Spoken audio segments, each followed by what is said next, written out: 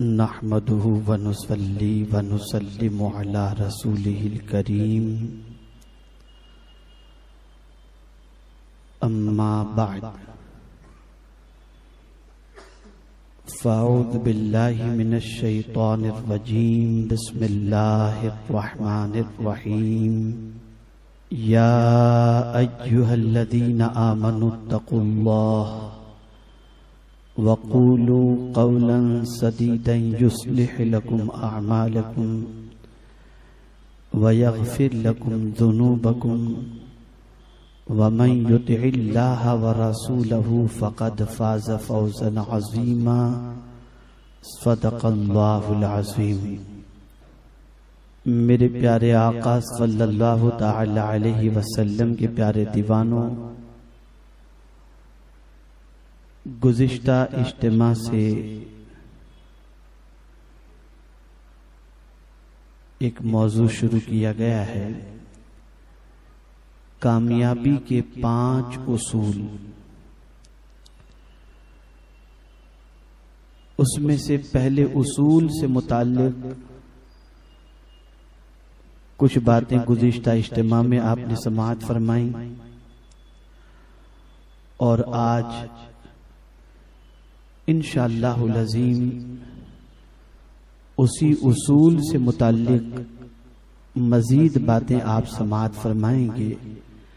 अल्लाह रब्बुल इज़्ज़त जल्ल जलालहू आक़ाए करीम सल्लल्लाहु अलैहि वसल्लम के सदक़ो तुफ़ैल मुझे हक कहने और आप सबको हक सुनने की तौफीक अता फरमाए। खुश नसीब हैं वो बंदे जिन्हें अल्लाह अज़्ज़ व जल्ल ने क़ुव्वत गोयाई अता फरमाई।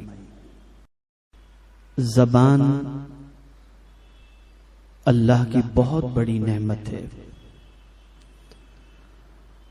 और ज़बान से निकलने वाले अल्फाज ही के जरिए बहुत सारे माफी ज़मीर समझ में भी आते हैं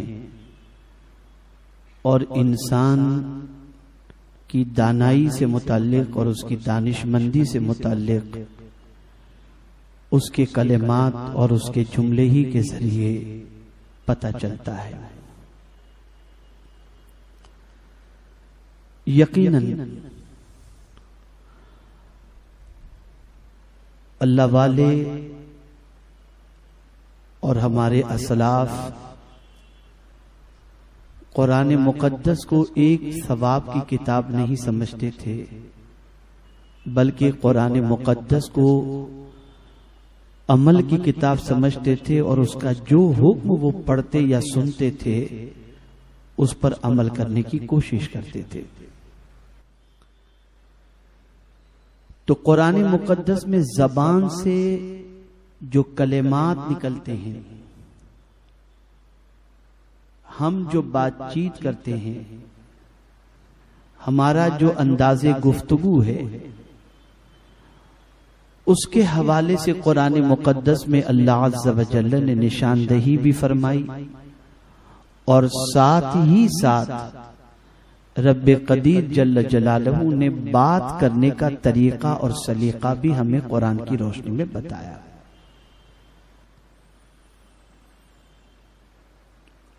गुज़िश्ता इज्तिमा में आपने समाअत फरमाया था कि अल्लाह ने इरशाद फरमाया, वक़ूलू लिन्नासि हुस्ना, लोगों से अच्छी बात कहो, बोलो तो अच्छी बात बोलो। और आज मैंने जिस आये करीमा की तिलावत का शर्फ हासिल किया उसमें रब्बे क़दीर जल्ल जलालहू इरशाद फरमाता है, या अय्युहल्लज़ीना आमनुत्तक़ुल्लाह, ऐ ईमान वालो अल्लाह से डरो। वक़ूलू क़ौलन सदीदा, और सीधी बात करो। बात जब करनी हो तो टेढ़ी मेढ़ी बात न करो, बल्कि सीधी बात करो। मुफस्सिरीन किराम फरमाते हैं कि सीधी बात से मुराद यह है कि सच्ची बात बोलो।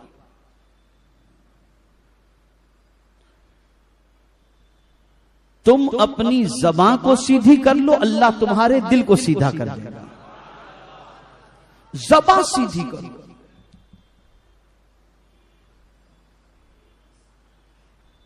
और ज़बान से जो कलेमात निकले वो सच्चे हों।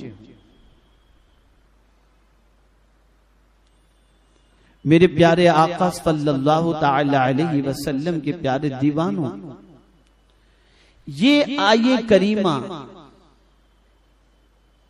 खुतबे निकाह के अंदर पढ़ी जाती है।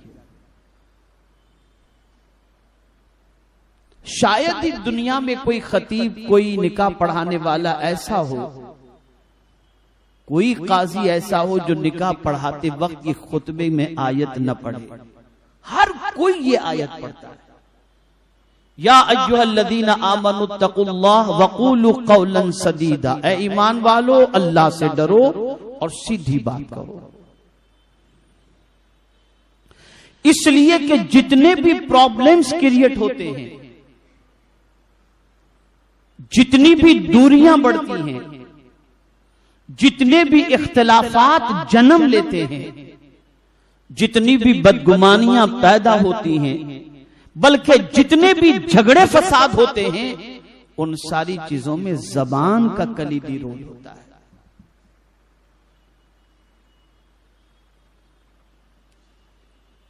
अगर जबान सीधी और सच्ची है तो मामला दुरुस्त होते हैं, और जबान अगर टेढ़ी है और बात घुमा फिरा करके की जा रही है, तोड़ मरोड़ के की जा रही है, तो उसकी वजह से इंसान का मामला और माहौल बिगड़ जाता है। मेरे प्यारे आका सल्लल्लाहु ताला अलैहि वसल्लम के प्यारे दीवानों, इसीलिए कुरान मुकद्दस में अल्लाह अज़्ज़ व जल्ल ने वाज़े लफ्जों में हुजूर सल्लल्लाहु अलैहि वसल्लम से इरशाद फरमाया, वक़ुल लिइबादी यक़ूलुल्लती हिया अहसन। मेरे महबूब सल्लल्लाहु अलैहि वसल्लम मेरे बंदों से कहो, वो कहो जो सबसे अच्छी बात हो, सबसे अच्छी बात।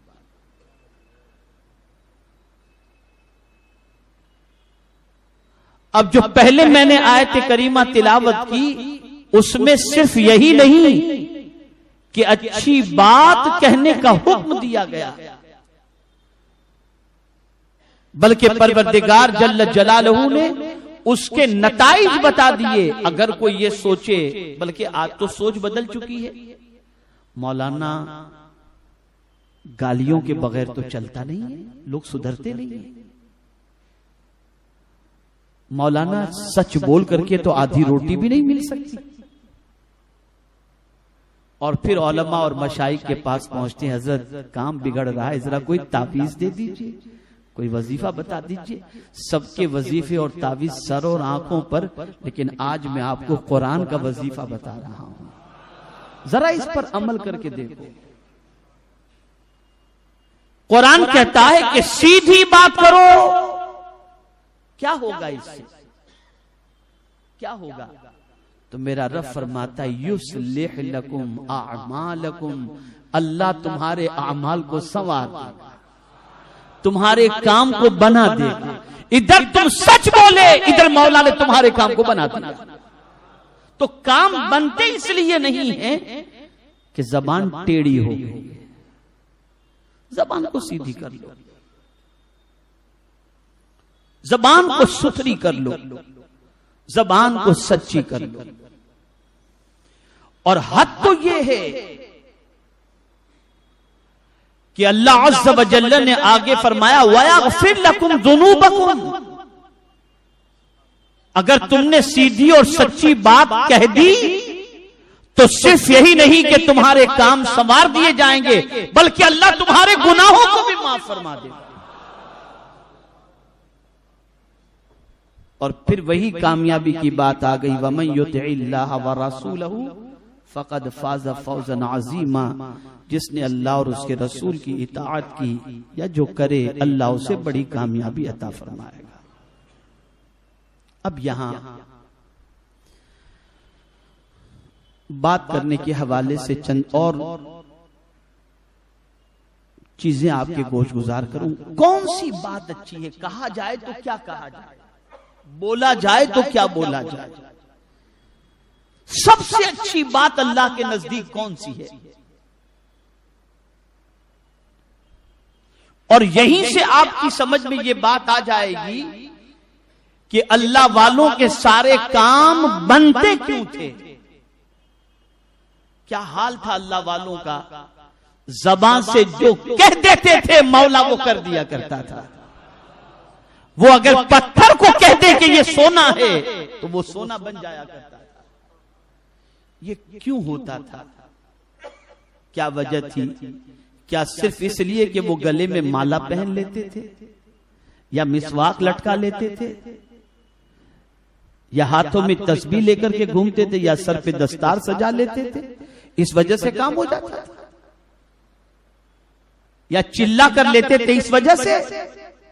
नहीं, वजह सबसे बड़ी यह थी कि कुरान ने कहा तुम ज़बान सीधी करो और सच्ची बात करो, तुम्हारा काम बना दिया जाएगा।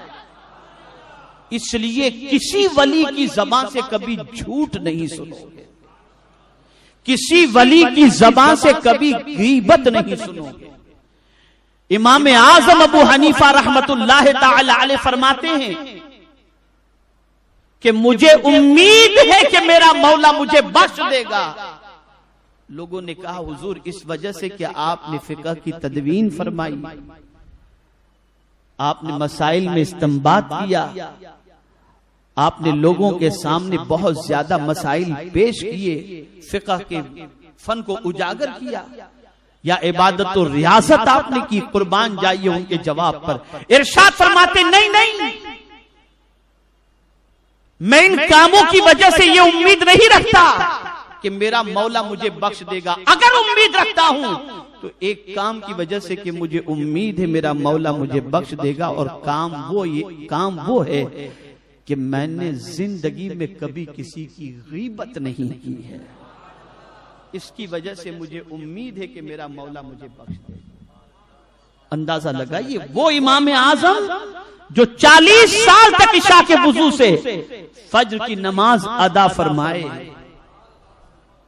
जिनके हम मुक़ल्लिद हैं अपने आप को, जो हम हनफी कहते हैं, उस इमाम की पोजीशन है।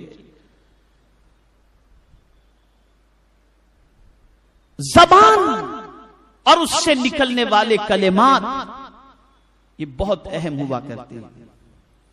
तो अर्ज ये कर रहा था कि आखिर अल्लाह वालों के काम मन क्यों जाते थे? अल्लाह वालों की ज़बान से निकलने वाले जुमलों की लाज क्यों रह जाती थी? और वो जो कह देते थे हो क्यों जाता था? वजह ये थी कि वो अपनी पसंद की बात नहीं करते थे। जो बात अल्लाह को पसंद होती वही करते थे, बल्कि खुद हुजूर सल्लल्लाहु अलैहि वसल्लम की शान जब मेरे करीम ने बयान फरमाई तो फरमाया इन हुवा इल्ला वहयुन यूहा। महबूब अपनी मर्जी से कुछ कहते ही नहीं, वही कहते हैं जो मौला फरमाता है।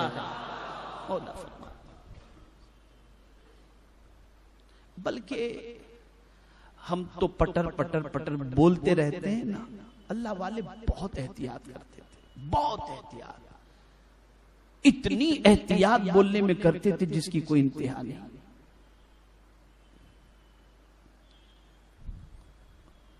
कुछ भी कहना हो तो बहुत तोलते थे, फिर बोलते थे।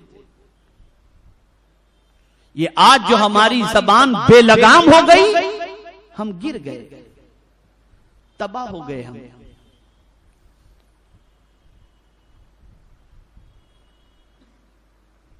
तो आइए मैं आपको बताऊं कि कौन सी बात अल्लाह के नजदीक सबसे ज्यादा पसंदीदा है,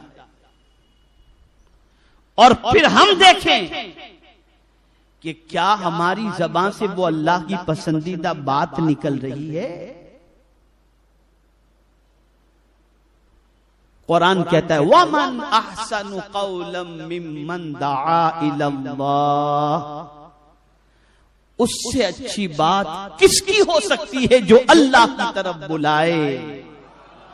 यानी अगर कोई बात अल्लाह के नजदीक सबसे अच्छी है तो वो ये है कि तुम्हारी ज़बान खुले तो तुम लोगों को अल्लाह की तरफ बुलाओ, और जब कोई अल्लाह की तरफ बुलाता है तो अल्लाह को ये जुमला बहुत पसंद आता है, ये बात बहुत पसंद आती है। और सारे औलिया, अंबिया, सहाबा, ताबईन, इन्होंने पूरी जिंदगी यही काम किया कि सबको खुदा की तरफ बुलाते रहे, और जब वो खुदा की तरफ बुलाते रहे तो खुदावंद कुद्दूस भी उनकी दुआओं को कबूल करता रहा, उनकी ज़बान से निकलने वाली बातों की लाज रख लिया करता। तो ये सबसे अच्छी बात है। मेरे प्यारे आका सल्लल्लाहु ताला अलैहि वसल्लम के प्यारे दीवानों, कुरान बात करने का जब अंदाज बताता है, इस वक्त मेरी बहुत सारी बहनें घरों के अंदर सुन रही होंगी और लाइव भी बहुत सारे मर्द और खवातीन अपने अपने इलाके के अंदर सुन रहे होंगे। आप समझते होंगे कि बज़ाहिर ये इज्तिमा यहां हो रहा है। यकीनन इस वक्त आप मुझे देख रहे हैं, मैं आपको देख रहा हूं, लेकिन कई मुल्कों के अंदर इस वक्त लोग बैठ करके इस इज्तिमा को देख भी रहे हैं और सुन भी रहे हैं, सैकड़ों की तादाद के अंदर। अब आप देखिए, जब किसी को गिराना हुआ, किसी कौम को ज़वाल की तरफ ले जाना हुआ, तो उसे कुरान के अपोजिट अमल करने के लिए आमादा किया गया। अब आप देखें, उम्महातुल मुमिनीन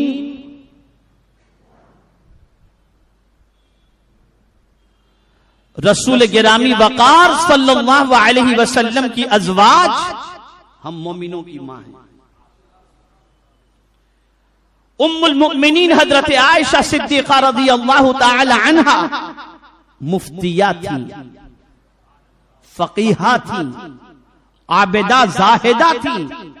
हजरत अब्दुल्लाह इब्न मसऊद रज़ियल्लाहु ताला अन्हु जैसे जलीलुल क़द्र सहाबी फरमाते हैं कि मसलों में जब हम उलझ जाते और कोई हल नजर ना आता तो उम्मुल मुमिनीन के पास पहुंच जाते, वो चुटकी में मसला हल कर दिया करती थी। तो जाते थे सहाबा, एक चौथाई इस्लाम उम्मुल मुमिनीन हजरत आयशा सिद्दीक़ा रज़ियल्लाहु ताला अन्हा के जरिए फैला है। तो सहाबा दीवार के पीछे, पर्दे के पीछे से सवाल करते, उनसे सवाल करते, और उम्महातुल मुमिनीन उन्हें जवाब दिया करती। जिनसे भी जो सवाल किया जाता उसके मुताबिक वो जवाब देती। अब देखिए, कुरान कह रहा है, या निसा अन्नबी लस्तुन्न काअहदिम मिनन निसा इन इत्तक़ैतुन्न फला तख़दअन बिल क़ौल। ऐ नबी की बीवियों, तुम और औरतों की तरह नहीं हो। अगर कोई सवाल करे भी तो क्या फरमाया गया, तुम जब उनसे बात करो तो बात में नरमी नहीं होनी चाहिए। यानी औरत को यह पैगाम दिया जा रहा है कि अगर बवक्ते जरूरत किसी मर्द से पर्दे के पीछे कलाम भी करना हो तो अंदाज नरमी वाला नहीं होना चाहिए, लहजा सख्त हो, इसलिए कि जहां लचककर और नरमी से बात की गई तो उसकी वजह से होगा ये कि जिसके सीने में मर्ज है उसको गलत ख्याल पैदा होंगे। यहां से ये बात वाज़ेह हो गई कि किसी औरत को इस चीज की इजाजत नहीं कि बवक्ते जरूरत किसी गैर से बात करने की जरूरत पेश भी आ जाए तो बवक्ते जरूरत वो नर्म लहजे में गुफ्तगू करे, बल्कि उसके लिए जरूरी है कि उसका लबो लहजा सख्त हो। मिसाल के तौर पर कोई मामला दरपेश हुआ, फोन आया, उठाया, अब वो लचक कर बात करेगी तो सामने वाले के दिल के अंदर मर्द है, शैतान वसवसे पैदा करेगा, लेकिन उसने कड़क लहजे में कौन, इतना सुनते ही सामने वाला फौरन जो है संभल करके गुफ्तगू करेगा। अब मैं आपसे सवाल पूछना चाहता हूं, हर शख्स अपने घर का जायजा ले, इल्ला माशाअल्लाह।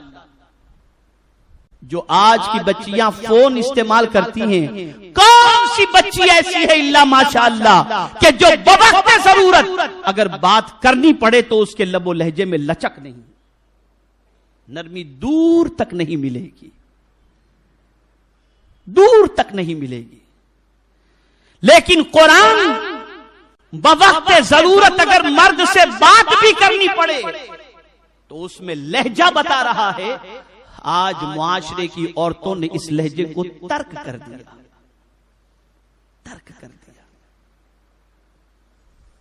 इसी तरीके से आप देखें कुरान मुकद्दस में अल्लाह अज़्ज़ व जल्ल ने मां बाप के साथ बात करने के हवाले से फरमाया। क्या फरमाया? वक़ज़ा रब्बुका अल्ला तअबुदू इल्ला इय्याह व बिल वालिदैनि इहसाना इम्मा यबलुगन्ना इंदकल किबरा अहदुहुमा औ किलाहुमा फला तकुल लहुमा उफ वला तनहरहुमा वकुल लहुमा कौलन करीमा। मां बाप में से कोई बुढ़ापे को पहुंचे तो कुरान कहता है फला तकुल लहुमा उफ, उन्हें उफ भी न कहो, वला तनहरहुमा, उन्हें झिड़को भी नहीं। तो मौला कैसे बात करें? वकुल लहुमा कौलन करीमा, उनसे बहुत इज्जत ताजीम और अदब से, मां बाप से बात करने का अदब कुरान सिखा रहा है। और मुसलमान कहां से सीख रहा है? पिक्चर में हीरो अपने बाप से कैसे बात करता है वैसे बात करना। अरे मेरा बाप तो मेरा फ्रेंड है, मेरी मां तो मेरी सहेली है। और फिर ये कहते हैं कि हम तबाह हो रहे हैं। तबाह और बर्बादी की वजह यह है कि कुरान के अता करदा उसूल को हमने पसे पुष्ट रख दिया,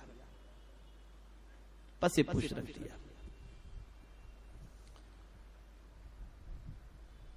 और मुस्लिम मोहल्लों का जायजा लो और उनके बात करने के अंदाज का जायजा लो तो मैं ये समझता हूं कि कुरान मुकद्दस में जो आवाज अल्लाह को नापसंद है, उस आवाज का अदा करने वाला मैक्सिमम इस दुनिया में मुसलमान नजर आ रहा है। अल्लाह को किसकी आवाज नापसंद है? इन्न अनकरल अस्वात लसौतुल हमीर। अल्लाह को गधे की आवाज नापसंद है। क्यों? इसलिए कि गधा चिल्लाता बहुत है। और मुसलमानों को जरा देख लो आप, दो आदमी आगे जा पे भाई कहां जा रहा है, चिल्लम चिल्ली शोर शराबा, पता नहीं, गलियों में जरा देख लीजिए आप। और इसको हम क्या समझे? अरे यानी मतलब अपनी शान समझते हैं, यूं समझ लीजिए। नादानों, ये शान नहीं, ये तबाही को दावत देना है, ये बर्बादी को बुलाना है, ये तबाही के दरवाजे पर दस्तक देना है। तो ये बात अच्छी तरीके से जहन में महफूज कर लो। चिल्ला चिल्ली करना, शोरो गुल करना, इस्लाम में इसकी कतई तौर पर झगड़ा वगैरह करने की इजाजत इस तरीके की है ही नहीं। बल्कि मुसलमान जब अपनी जबान को हल कर दे तो उसकी जबान से निकलने वाले जुमले दूसरों के सुकून का सामान बन जाए।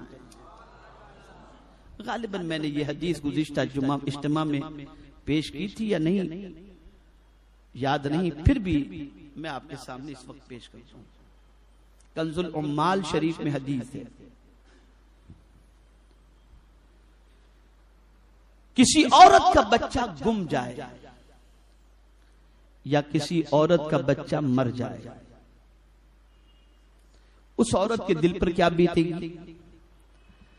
अपने बच्चे की जुदाई के गम में परेशान होगी, चाहे मौत का गम, चाहे गुम जाने का गम।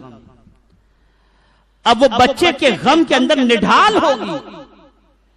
ऐसे में मुआशरे में कुछ ऐसी भी औरतें होती हैं जिनकी उनके साथ अनबन होती है तो उसके दुख के अंदर ये खुश होती हैं। देखो अल्लाह ने बता दिया ना, अरे ये तो होना ही था, बहुत परेशान करती। इस किस्म की बातें होने लगती, लेकिन इसमें कुछ ऐसी भी होंगी जो इसके गम को हल्का करने की कोशिश करते हुए उसके पास जाएंगी और जाकर के उससे कहेंगी बहन गम न करो, अल्लाह तुम्हारे बेटे को तुमसे मिला दे, या अगर इंतकाल हो गया है तो वो दुआ करेंगे कि अल्लाह तुम्हारे बेटे को जन्नत में जगह अता फरमाए। तसल्ली के जुमले उसे कह देंगे। अब आप सुनिए, आकाए करीम सल्लल्लाहु अलैहि वसल्लम इरशाद फरमाते हैं किसी औरत का बच्चा गुम जाए या मर जाए और अगर कोई उस औरत को तसल्ली के जुमले कहे तो आकाए करीम सल्लल्लाहु अलैहि वसल्लम फरमाते अल्लाह कल बरोज़ क़यामत उसे जन्नत का लिबास अता फरमाए, जन्नत का लिबास। ये कंजुल उम्माल शरीफ के अंदर हदीस मुबारक मौजूद है।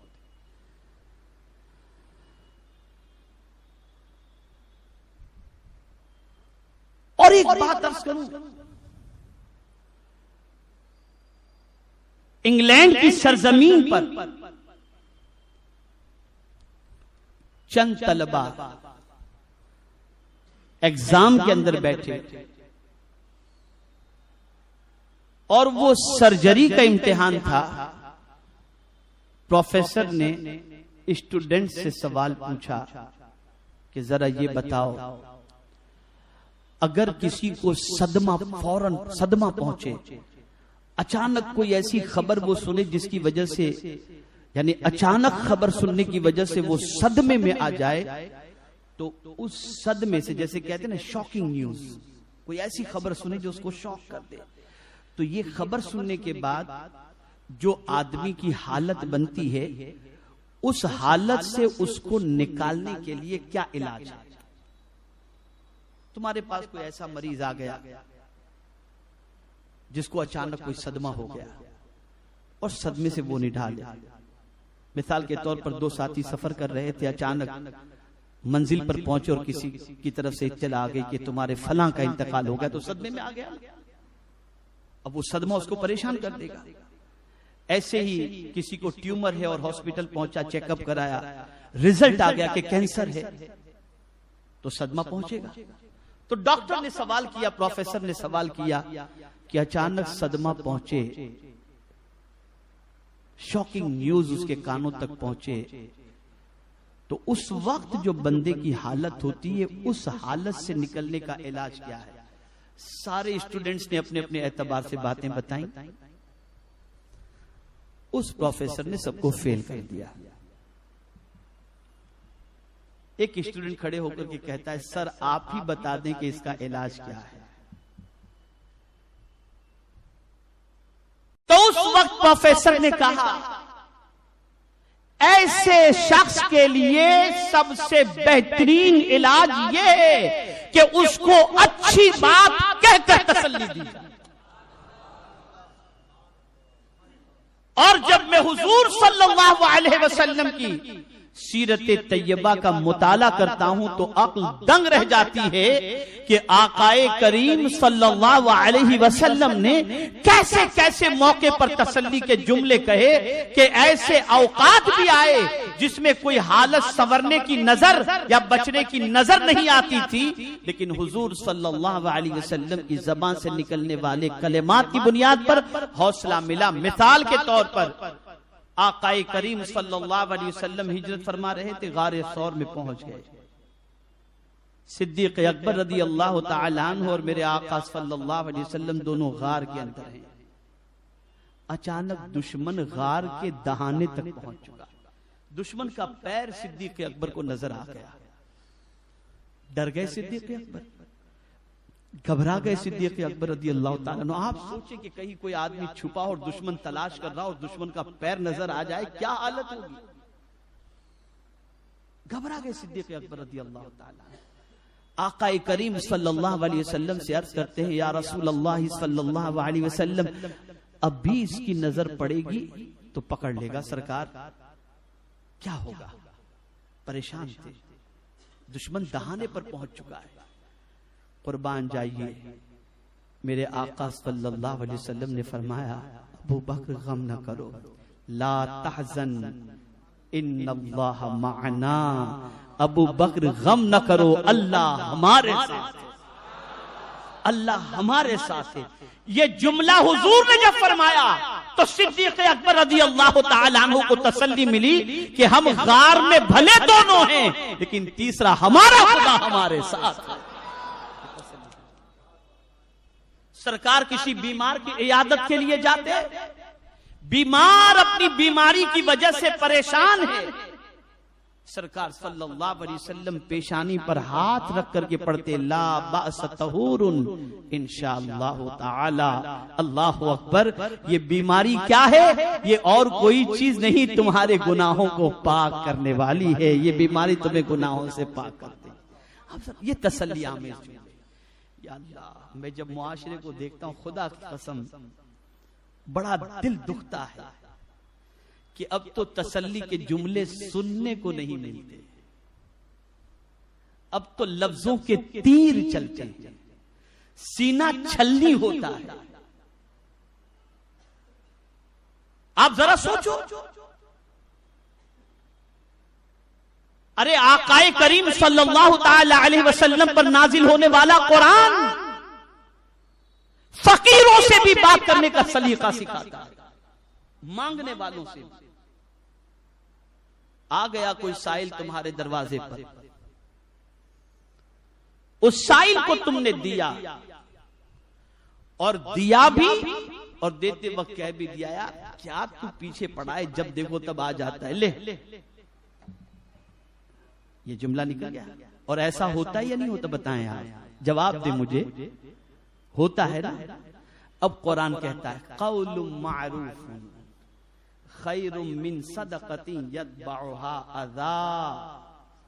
अच्छी बात कहना उस सदके से बेहतर है जिस सदके के पीछे अजियत हो, दिल आजारी हो, यानी देकर तुम दिल दुखाओ। इससे बेहतर तो यह था कि अच्छी बात कहकर उसे रुखसत कर देते, ये बेहतर है। तो साइल से भी बात करने का सलीका कुरान सिखा रहा है, साइल से, मांगने वाले से। और बड़ी मादरत से कहूंगा, जिनके हुकूक हम पर सबसे ज्यादा हैं, उनसे तो इंसान बात करने में बहुत ज्यादा बेबाक नजर आता है, और जिनके हुकूक हमारे ऊपर इतने नहीं हैं, उनके साथ आदमी नरम लबो लहजे में बात करता है। मिसाल के तौर पर, औरतें शौहर से नरमी से बात करने की बजाय बाहर दूसरों से नरमी से बात करती हैं, और शौहर से बिल्कुल तड़ाके से बात करती हैं। बेटा दूसरों की माँ बाप से नरमी से बात करता है, अपने माँ बाप से तड़ाक से बात करता है। आप जरा मुझे ये तो बताइए, ये कौन सी मंतिक और कौन सा फलसफा है? कौन सा फलसफा है? तो आदाबे गुफ्तगू सीखो, अंदाजे गुफ्तगू सीखो। और मेरे प्यारे आका सल्लल्लाहु ताला अलैहि वसल्लम के प्यारे दीवानों, कुरान मुकद्दस उठा करके देखो, सबसे ज्यादा इम्तिहान के अंदर और इब्तिला के अंदर अंबिया रहे, मासूम अंबिया किराम। बहुत पते की बात अर्ज करना हो, इसे बिल्कुल दिलो दिमाग में महफूज कर लो। सबसे ज्यादा इम्तिहान में अंबिया रहे। आकाए करीम सल्लल्लाहु अलैहि वसल्लम इरशाद फरमाते हैं, सबसे ज्यादा अंबिया किराम अलैहिमुस्सलातु वस्सलाम के अंदर मैं सताया गया। नबी मासूम, इम्तिहान हुआ, आजमाइश हुई, लेकिन मैं पूरे चैलेंज के साथ कहता हूं, अंबिया हो या सहाबा, ताबईन हो या औलिया, किसी की ज़बान से इम्तिहान के एवज के अंदर खुदा की शिकायत नहीं सुनोगे। मौला ये क्या हमारे साथ ही ऐसा होता रहेगा? तू ऐसा ही करेगा हमारे साथ? मैं तो 5 वक्त की नमाज का पाबंद हूं, तहज्जुद गुजार हूं, तिलावत करता हूं, हज करता हूं, उम्रा करता हूं, कुरान करता हूं, क्या मेरा ही घर मुसीबतों के लिए मिलेगा? अंबिया के यहां ये जुमले नहीं थे, नहीं थे ये जुमले। हजरत अय्यूब अला नबीना अलैहिस्सलातु वस्सलाम इम्तिहान में गिरफ्तार हुए, सख्त इम्तिहान के अंदर। बच्चे भी शहीद हो गए, मकान भी गिर गया, सब लोगों ने साथ भी छोड़ दिया, सब कुछ हुआ और आप शहर से निकल भी गए। जानते हैं आप, बीवी साथ में थी, हजरत रहमत भी रहमतुल्लाह रहमतुल्लाह ताला अलैहा साथ में थी। उन्होंने कहा आप नबी हैं, दुआ कीजिए, मैं आपकी तकलीफ नहीं देख सकती, आपकी दुआ अल्लाह कबूल करके आपको तकलीफ से राहत अता फरमा देगा, मैं आपकी तकलीफ नहीं देख सकती। और सच्ची बीवी जो होती है ना, वो मुसीबत में शौहर का साथ छोड़ती नहीं, साथ देती है, देती है। तो कहा उन्होंने, तो हजरत अय्यूब अलैहिस्सलातु वस्सलाम अपनी बीवी से फरमाते हैं, पूरी जिंदगी तो हम लोगों ने आराम से गुजारी, अब ये 2-5 साल से कुछ तकलीफें हैं, अब इन तकलीफों की शिकायत खुदा को करने में मुझे शर्म आती है। अल्लाह को तकलीफ की शिकायत करने में शर्म आती है। उन्होंने कहा आप करें तो सही, शिकायत नहीं, दुआ तो करें अल्लाह की बारगाह के अंदर। तो कुरान कहता है कि उन्होंने बस इतना कहा, रब्बि अन्नी मस्सनियद्दुर व अंत अरहमुर राहिमीन, मेरे रब मुझे तकलीफ पहुंची और तू रहमानो रहीम है। अल्लाह को ये अदा इतनी पसंद आई कि मौला अज़्ज़ व जल्ल ने फौरन फरमाया, उरकुज़ बिरिज्लिका हाज़ा मुग़तसिलुम बारिदुम व शराब, ऐ अय्यूब तू जहां पर है अपनी एड़ी को मार, वहां से पानी निकलेगा, उसको पीना और उससे गुस्ल कर लेना, तुझे शिफा नसीब हो जाएगी। हो गया, पानी निकला, पिया उन्होंने, गुस्ल किया, शिफा मिल गई। अब आप देखें, एक बात तशरीफ फरमाते, गौर से सुनिए, तशरीफ फरमाते, गैब से निदा आती है, अय्यूब क्या हाल है? तो हजरत अय्यूब अलैहिस्सलाम अर्ज करते, मौला तेरा शुक्र है। और फिर मचल करके कहते, मेरे मौला कैसा सब्र किया ना मैंने, इम्तिहान था, कामयाब हो गए, शिकायत नहीं की। तो मचल करके कहते, मौला मैंने कितना सब्र किया ना, मैंने शिकायत नहीं की, सब्र किया ना। अब अल्लाह अकबर, मेरे करीम ने फरमाया, अय्यूब जरा ये तो बता कि ये सब्र की तौफीक तुझे दी किसने थी? बस इतना सुना, गिरेबान फाड़ दिया उसी वक्त में। तो यहां से ये बात समझ में आई कि आज थोड़ी सी मुसीबतों पर जो गली गली कूचे कूचे अल्लाह की शिकायत हम करते हैं, ये अंबिया की सुन्नत नहीं। हाँ, आप अगर और हम सब छोटे हैं, अंबिया के कदमों की खाक तो बहुत बड़ी चीज हो गई, उनके गुलामों के कदमों की खाक के बराबर भी नहीं। अगर तकलीफ पहुंचे, इम्तिहान हो, दुआ के लिए हम कह सकते हैं कुछ मसाइल हैं, आप दुआ फरमा दें। लेकिन ये जो कहना, मौला क्या कोई और नहीं मिला, किसी और का घर नहीं मिला, मैं इतना आबिद, ये सारी चीजें इस्लाम के अंदर नहीं है। इधर सब्र करोगे, इधर मौला सारी मुसीबतों को दूर फरमा देगा, इधर दूर फरमा देगा। तो अर्ज ये कर रहा था, एक और बात, मेरे प्यारे आका सल्लल्लाहु ताला अलैहि वसल्लम के प्यारे दीवानों, आपके दिलो दिमाग के अंदर बिठा दूं, इसे बिल्कुल बिठाई।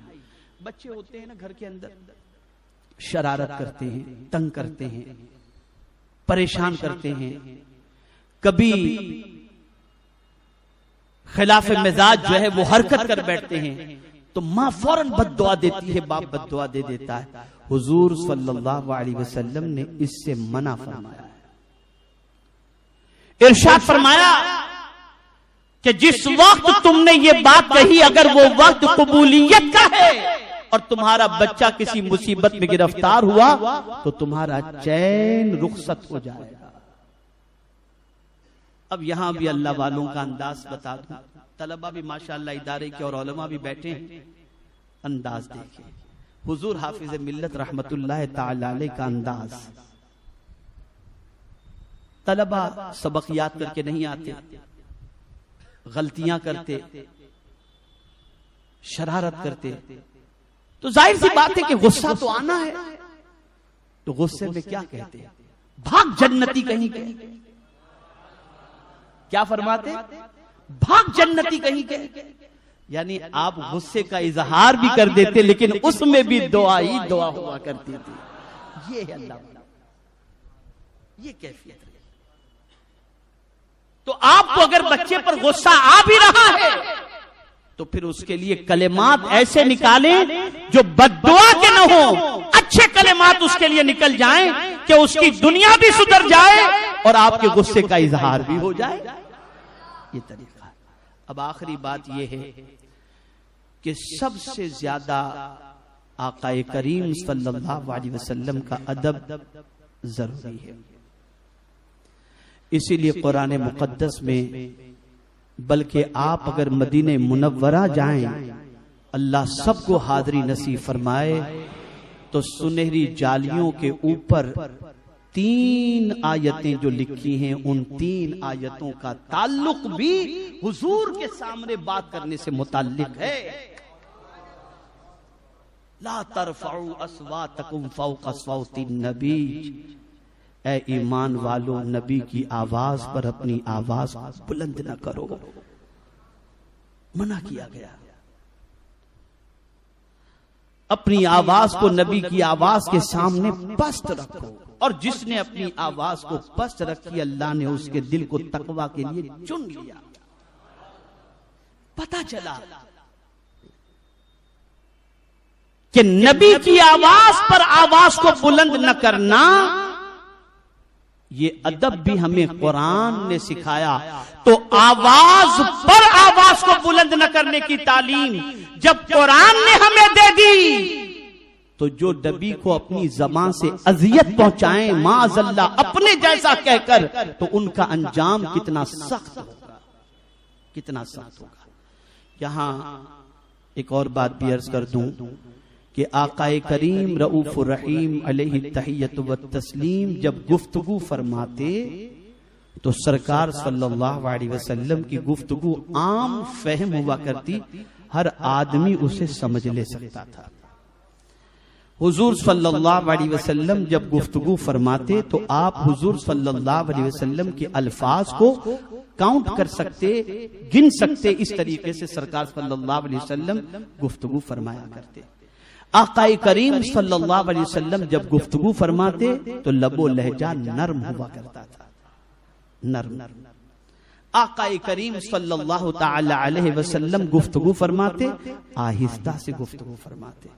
मेरे प्यारे आका सल्लल्लाहु अलैहि वसल्लम के प्यारे दीवानों, कभी ऐसा भी होता कि एक एक बात को मेरे आका सल्लल्लाहु अलैहि वसल्लम 3-3 मर्तबा दोहराया करते थे, ताकि सहाबा को याद हो जाए। ऐ रसूल आजम सल्लल्लाहु ताला अलैहि वसल्लम के प्यारे दीवानों, अगर कामयाबी और कामरानी चाहते हो तो इस पहले उसूल को अपनी जिंदगी में नाफिज कर लो।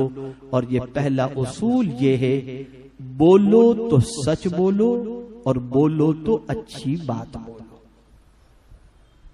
इंशाअल्लाहुल अज़ीम अगर इस उसूल को आपने अपना लिया या हम लोगों ने अपना लिया, तो अल्लाह की जात से उम्मीद है कि मेरा करीम अपने हबीब सल्लल्लाहु अलैहि वसल्लम की नाले पाक के सदक़े में दोनों जहां में हमें कामयाबी अता फरमाएगा। ज़िम्नन एक बात और याद आ गई तो अर्ज कर दूं कि बहुत सारे लोगों को हंसाने के लिए, जैसे मिमिक्री आर्टिस्ट होते हैं, जोक्स वगैरह, ये सारी चीजें जो होती हैं, तो मजाक में हंसाने के लिए जो झूठ बोलते हैं, उनका अंजाम कयामत के अंदर इतना सख्तरीन होगा कि उन्हें जहन्नम में धंसाया जाएगा। तो मजाक में भी झूठ की इजाजत नहीं है, लोगों को हंसाने के लिए झूठ बोलने की इजाजत नहीं है। ये सारी चीजों की इस्लाम के अंदर कोई गुंजाइश नहीं है। अब मैं आपसे एक सवाल पूछना चाहता हूं। मैंने एक आईना आपके सामने रखा कुरान मुकद्दस की रोशनी में बात करने से मुताल्लिक। अब हम खुद उस आईने में अपनी तस्वीर देख लें कि हम किस तरीके की गुफ्तगू करते हैं। अगर हमारी गुफ्तगू का अंदाज गलत था तो अल्लाह के फरमान पर अमल करते हुए आज से हमारी गुफ्तगू का अंदाज इंशाअल्लाह बदलेगा, बदलेंगे ना अपने आप को इंशाअल्लाह। ये तरबियती इज्तिमा है और इसमें ये सारे उसूल इसीलिए बताए जाते हैं ताकि हम अपने आप को बदलें। हम बदलेंगे तो हालात खुदा बदल देगा इंशाअल्लाह। तो बदलो। अल्लाह अज़्ज़ व जल आक़ाए करीम सल्लल्लाहु अलैहि वसल्लम के सदक़ो तौफ़ील मुझे आपको सबको तौफीक नसीब फरमाए।